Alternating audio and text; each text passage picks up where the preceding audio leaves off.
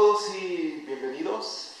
Me gustaría mostrar en este video cómo es la razón de cambio en las ciencias naturales relacionado con la biología, donde se muestran un par de ejemplos relacionados con fenómenos biológicos.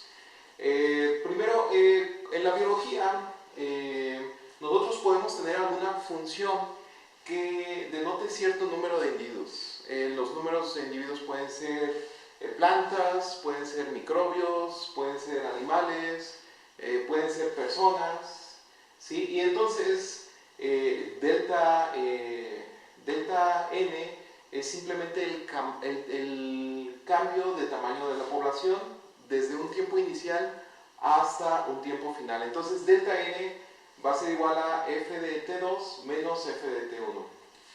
La razón de cambio de crecimiento promedio es simplemente el delta n entre delta t, o sea, el incremento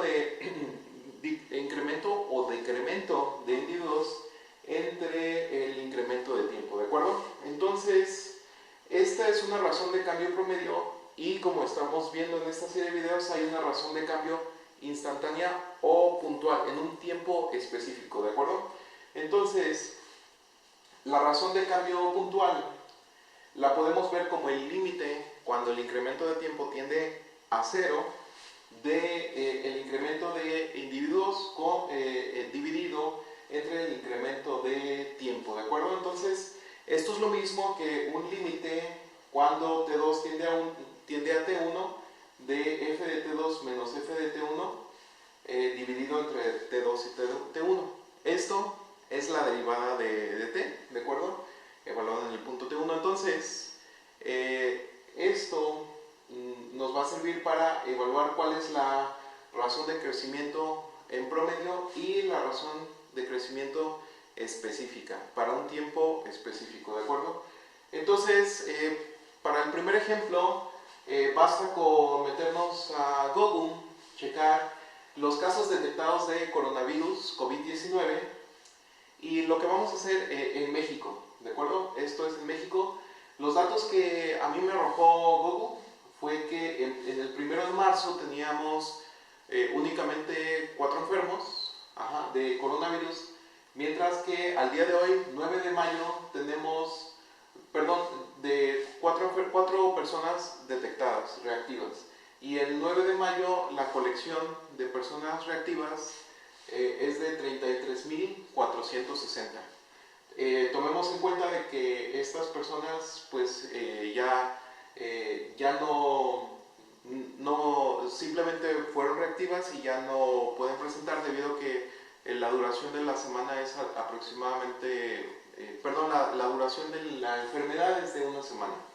¿De acuerdo? Entonces, el incremento de tiempo va a ser los días de marzo, que son 31 días de marzo, más 30 días de abril, más, estamos en mayo, entonces le sumamos 9 días, tenemos un incremento de tiempo, toda esta franja de tiempo es de 70 días, ¿de acuerdo?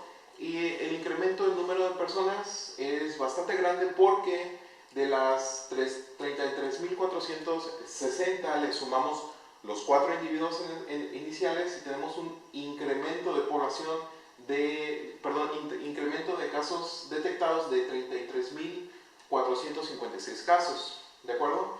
Bien, entonces la fórmula para esto es simplemente f de 0 tiene que ser 4, entonces e a la 0 es 1 por 4, 4, ¿de acuerdo? La forma que tiene es exponencial, por eso vamos a seguir un modelo de crecimiento exponencial. Bien, y el número k, este cociente de proporcionalidad, es fácil de obtener, simplemente consideramos los casos que tenemos al final y nos va a dar que k es igual a 1 entre el incremento de tiempo, o sea, 70 días, por el logaritmo natural de los 33.460 casos entre los casos iniciales, ¿de acuerdo? Entonces, primero saquemos una razón de cambio promedio de todos estos días, ¿sí? De todo el mes, o sea, desde el 1 de marzo hasta el día de hoy, hasta el 9 de mayo. Este video fue filmado el 9 de mayo. Entonces la razón de cambio de crecimiento promedio va a ser el incremento de casos detectados, quedamos que son 33.456 casos entre los 70 días, y nos da un promedio de 478 casos aproximadamente detectados a diario, ¿de acuerdo? Esto es un promedio. Ahora, la razón de cambio instantáneo, la razón de cambio al día de hoy, 9 de mayo, la podemos sacar derivando la fórmula que nosotros vimos aquí. Si tenemos aquí este f de t, pues sacamos f' de t. La exponencial es una función muy sencilla de derivar, simplemente multiplicamos 4 por k por e a la kt, ¿de acuerdo? Entonces aquí ya tenemos la derivada evaluada en 70. Esto quiere decir que va a ser 4 por k por e a la k por 70. Y esto es equivalente a multiplicar nuestro coeficiente k por los casos actuales, los 33.460. Entonces, esto equivale a calcular los 33.460 entre el incremento de días, que son 70 días, por el logaritmo natural de los 33.460 casos detectados entre el número de casos detectados inicialmente, que son 4. Esto nos está dando que la tasa de crecimiento al día de hoy es de 4.317.35 casos por día. ¿De acuerdo? Bien, entonces, para mostrar un cambio de este estilo, para ver cómo funciona, vamos a ver también con una pequeña colonia de bacterias que se reproducen en una caja de Petri. Entonces veamos este ejemplo.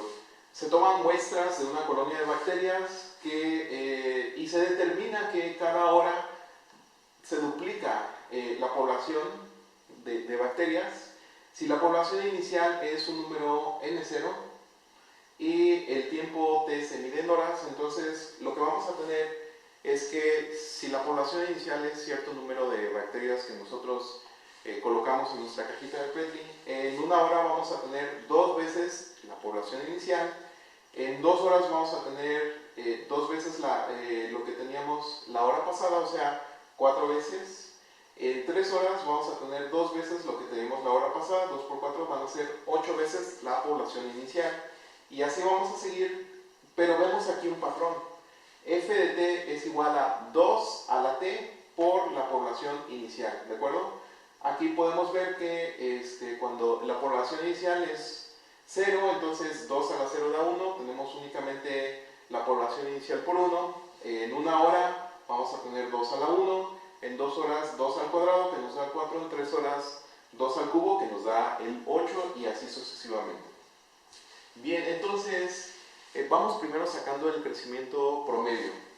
El crecimiento promedio me gustaría sacarlo desde la hora número 1 hasta la hora número 3. O sea, nuestro tiempo inicial, el T1 es igual a 1 hora y el tiempo final es igual a 3 horas, que sería el T2. ¿De acuerdo? Entonces, nuestro incremento de tiempo son 2 horas, desde la hora 1 hasta la 3.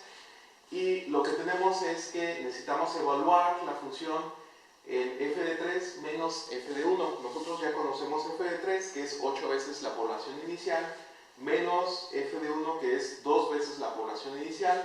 Lo restamos y tenemos que el crecimiento promedio va a ser de 3 veces la población inicial, ¿de acuerdo? Esto van a ser 3 veces la población inicial medido en bacterias por hora. Muy bien, entonces nosotros sabemos que la derivada, y esta derivada la calculé un poquito antes. Si tienen duda de cómo calcular esta derivada, les recomiendo revisar cómo derivar el 2 a la x, está multiplicado por un n0, lo cual es una constante, ir a la fórmula, o la otra es checar los videos pasados de cómo derivar las derivadas exponenciales. Bien, ok, entonces es fácil calcular que f' de t es igual a la población inicial por 2 a la t por el logaritmo natural de 2, ¿de acuerdo? Si la población inicial la fijamos, si nosotros en el estudio determinamos que teníamos una población de 100 bacterias, la razón de crecimiento después de 4 horas es muy fácil de calcular. Simplemente evaluamos F' en 4. Entonces N0 es nuestra población inicial de 100 por 2 a la 4 por el logaritmo natural de 2. 2 a la 4 va a ser 16. 16 por 100 nos da 1600 por logaritmo natural de 2. Y si nosotros lo calculamos, esto nos da aproximadamente 1109 bacterias por hora. ¿De acuerdo? Este es el crecimiento puntual a las 4 horas y acá tenemos el crecimiento promedio. Si tomamos la misma población inicial de N0, el crecimiento promedio nos va a dar de 300 bacterias por hora, ¿de acuerdo? Porque sería 3 por 100 y tendríamos ahí el 300. Bien, ahora me gustaría hablar de algo que es bien conocido en la biología. Y supongamos que nosotros tenemos una vena, sacamos, digamos, una vena de mi brazo y la hacemos grandota. Entonces más o menos este pedacito de vena se vería así. La longitud de nuestra vena, después lo vamos a fijar, pero va a ser de 2 centímetros. Y cualquier líquido que pase por el interior de esta vena va a tener fricción con las paredes de mi vena, ¿de acuerdo? Entonces, la sangre y el plasma, glóbulos rojos, todo lo que tenga la sangre que esté cerca de las orillas va a fluir más lento que el líquido que esté justo en medio. ¿Por qué? Porque lo que está alrededor está haciendo fricción con las paredes, y entre más al centro nos vamos, pues menos fricción, más alejados estamos de la fricción que hace el líquido, la sangre, contra las paredes, ¿de acuerdo? A esto se llama flujo laminal, y yo aquí lo represento con flechas, ¿sí? Una flechita chiquita representa el flujo que está haciendo fricción con la pared de la vena, mientras que una flecha grande es el flujo que va más rápido, porque está más alejado de la fricción con la pared de la vena, ¿de acuerdo? A este va a ser un radio mayor, que es el radio de la vena, y el radio menor representa qué tan lejos estamos del centro de la vena. Un radio, por ejemplo, menor o igual con 0 es la velocidad más alta que podemos tener.